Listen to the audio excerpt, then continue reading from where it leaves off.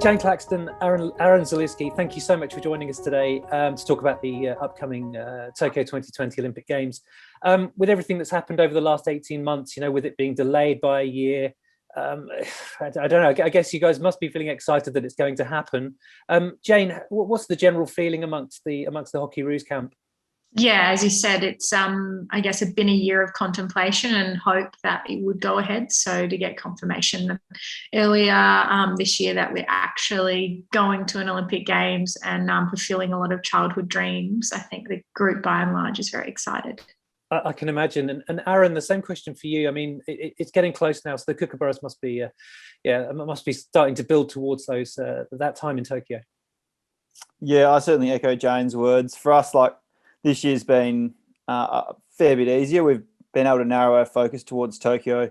Certainly last year there was a lot more uncertainty around what we might be doing and how the schedule looked in terms of the amount of matches we might play or our build up to the Olympics. And that's still been pretty difficult being in Australia and the amount of isolation that we have and our strict border requirements. But for us, the narrow focus and how close the Olympics are now, it makes it certainly feel much more real for me and a lot of the guys.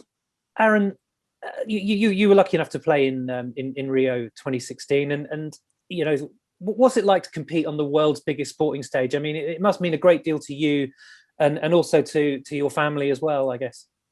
Yeah, I mean, as hockey players, all we want to do is compete and play internationals and play at the highest level and at the ultimate events and World Cups, and for us, Commonwealth Games, and obviously the Olympic Games is the major event on our timeline as hockey players. So for us, certainly that is where we want to be and where we want to be performing and performing at our best under, those pressures that we get from, family and friends, internal pressures and media and so on. So for us, we really enjoy going to the Olympic Games. I was lucky enough to go to one. It was interesting circumstances for me, and the team didn't go as well as we would have liked. So we're really looking forward to trying to probably prove ourselves at an Olympics, because we've only won one gold medal as a nation. For such a strong hockey nation and such strong results in other competitions, we'd like to probably amend that total of gold medals that we have as a country. And Jane, just thinking about the qualification for it, it was a while ago now when it happened, but you guys took on Russia, and I think it was in Perth. What were your thoughts about that and the feeling knowing that you qualified for the Olympics? Yeah, it was actually an incredibly nerve-wracking experience. I know, obviously, world ranking-wise, we're probably significantly higher than Russia, but I think it was more the unpredictable factor. We'd never played Russia before. A lot of the girls probably didn't even know Russia played hockey. And so, that was probably one of the games where I could explain to most of the girls how nerve-wracking it felt. In that game was definitely a replica of what the first game of the Olympic Games feels like. You go in pretty unknown.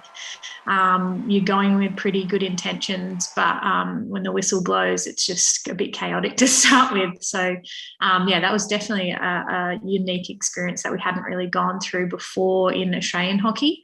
But I think once it was over, it was almost a sigh of relief that we consolidated our qualification for the Olympics, and we could now really go all guns blazing into our prep. Well, I'm sure you will inspire everyone who's watching. Thank you so much for joining us today. I really appreciate your time, and all the very best of luck for Tokyo 2020. Thanks. Thanks, Richard.